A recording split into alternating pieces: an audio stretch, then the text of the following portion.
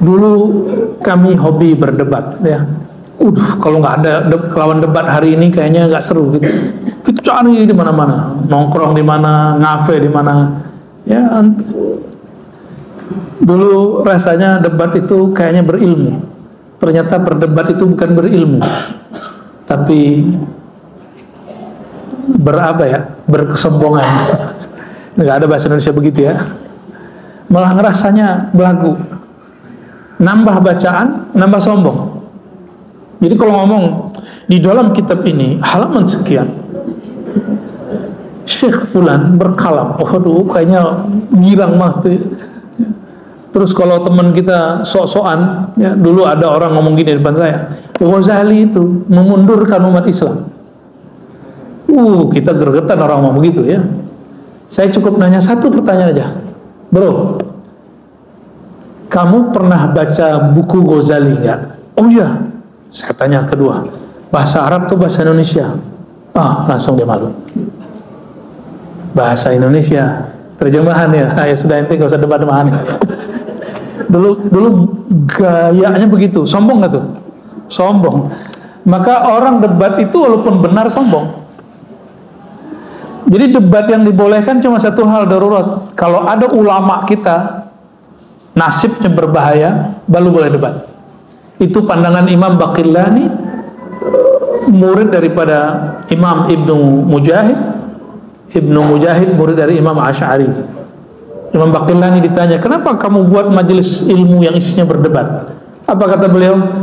Kalau kita nggak berdebat di Baghdad ini, maka nanti aliran sesat aliran ekstrim akan menguasai negeri, lalu guru-guru kita dan Anda akan disiksa oleh mereka. Ya, nggak boleh ngajar. Ya. Indonesia ini sudah dapat nikmat besar ini. Nikmat besar negeri ini yang dilupakan oleh para ustadz, para penceramah adalah kebebasan berceramah, kebebasan bermajelis, dan itu tidak ada kecuali hanya di Indonesia. Bapak Ibu cari negeri manapun, itu nggak ada yang sebebas negeri ini. Ya, kalau nggak percaya pergi ke Saudi lah. Guru kami buat majelis diam-diam. Mau baca ratib itu kunci dulu pintu. Mau bikin maulid itu di lantai sekian kunci pintu biar nggak ganggu orang. Kita buat maulid tutup jalan, nggak usah izin. Orang maulid ini gue kualat nanti kalau lewat nyamping kita. Ya. Kecuali nggak paham ya bid'ah nih, ya. Begitu. Begitu nikmat hidup ini.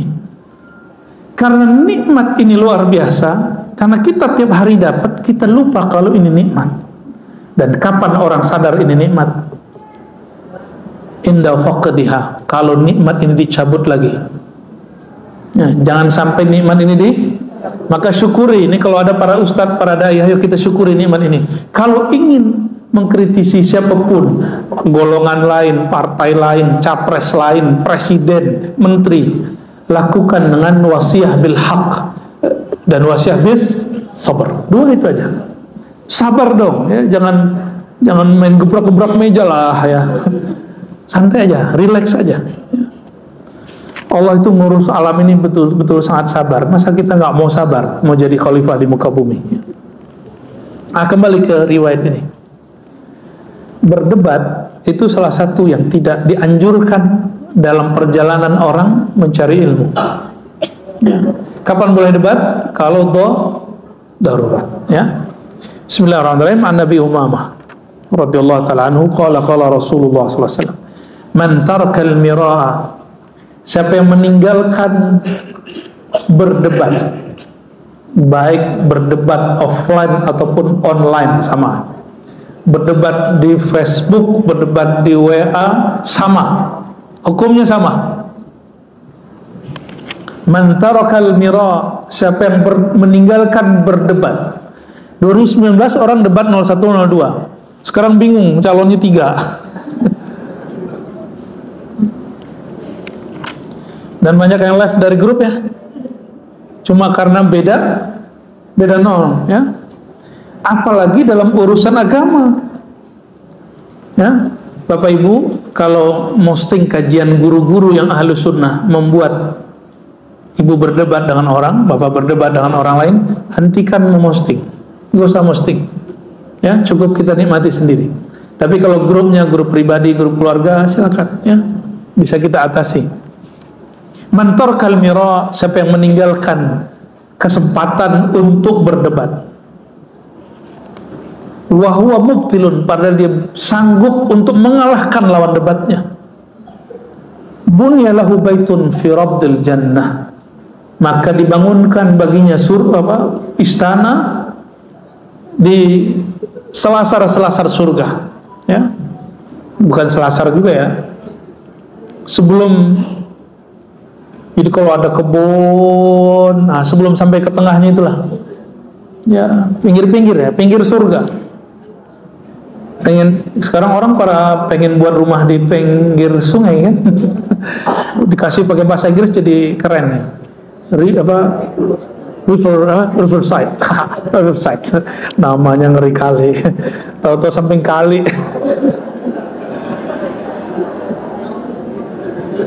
Kalau samping danau apa?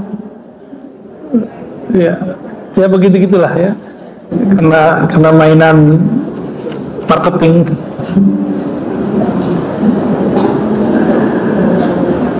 Man tarakal mira wa huwa muhiqqun, siapa yang meninggalkan perdebatan, dia lagi debat nih, dia tahu dia benar. Kalau tadi belum debat, mau debat, dia tahu dia cara ngalahin orang itu. Yang ini dia berdebat, selagi debat melihat orang ini kok ngotot ya, pokoknya kan ada orang ngomong gitu ya. Nah, wa huwa muhiqqun, dia tahu kalau kita ini benar, tapi orang di sono merasa paling benar. Bunya lahu baitun fi wasatiha, lagi debat begitu dia tinggalkan, maka orang seperti ini dibangunkan istana di tengah surga. Wa man hasuna khuluquhu bunya lahu baitun fi alaha, siapa yang bagus akhlaknya, dihina, disalah-salahkan, dicaci maki, bahkan mungkin disesatkan, maka Allah bangunkan istana yang paling tinggi di surga. Ya. Pilih mana? Ini riwayat Imam Abu Daud, Ibnu Majah, Tirmizi, dan waqala Tirmizi haditsun hasan. Hadisnya hasan. Hasan itu sama dengan sahih dalam pengamalannya.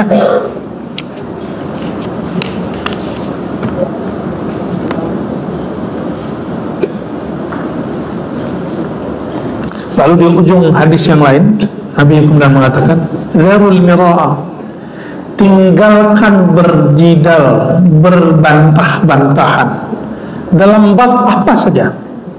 Tapi biasanya yang dilarang oleh Rasulullah itu dijadiin sebagai program. Jadi program TV kan? Benar nggak? Kayaknya kalau orang itu nggak muncul nggak seru. Tahu kan maksudnya? Orang tuh kalau muncul di TV itu tuh kayaknya nggak seru. Dan kalau dia lagi ngomong itu dipotong, apalagi kalau dia lagi ngalahin orang, wah itu dipotong tuh ya. Dan alhamdulillah video saya begitu cuma satu aja ya. Untung nggak banyak-banyak ya. Antum yang motong ya.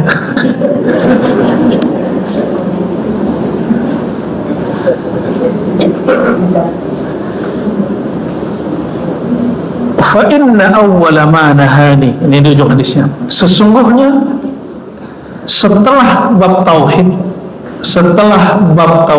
menyembah Allah, melarang menyembah berhala, yang pertama Allah larang dariku adalah al-mira, berbantah-bantahan ya.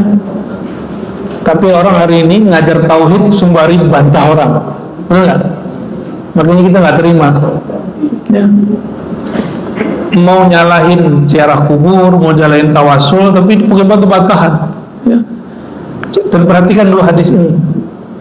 Orang-orang hari ini katanya Ahlus Sunnah, katanya ingin ikut ulama salafus saleh, tapi tidak menggunakan adab kenabian.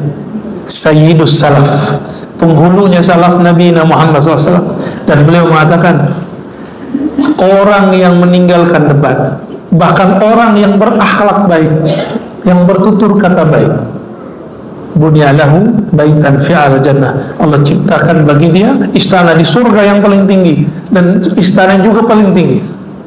Dan siapa orang yang ikutin akhlak ini, akhlak salaf yang sejati ini, ngurangin bantah-bantahan, ngurangin nyalah-nyalahin orang, itu masuk daripada ya, bagian dari akhlak Nabi Muhammad SAW.